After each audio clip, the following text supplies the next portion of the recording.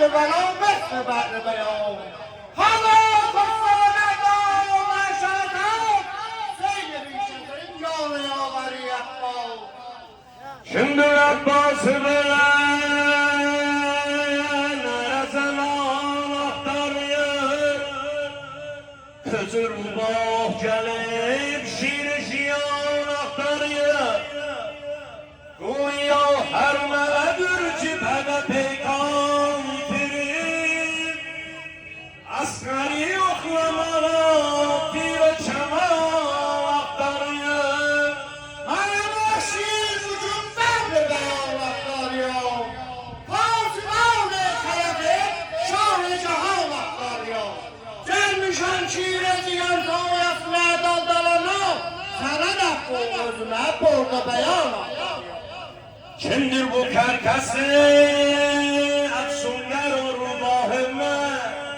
Bu gazalan herime Gassedip emri şeref Kimsen ey sahibi avaz-ı poranduhu gani Dostum söyle bana Zor-ı dünya düşmanı din Az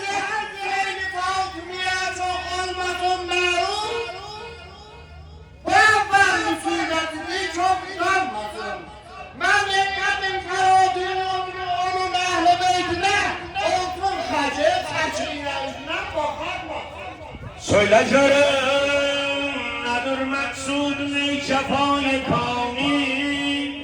Veliksin gözü yaxşı bakım beni tanı Bu şerpe her danışma çok etme tuğyani Her astır dil ve gelmesin hatayı şun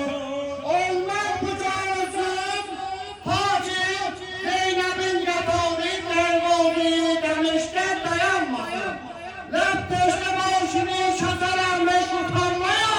Sadiye kollar olmağına arkalanmasın Nedir garaz bana bu metlebi yitirmişler Bu bir şer sözü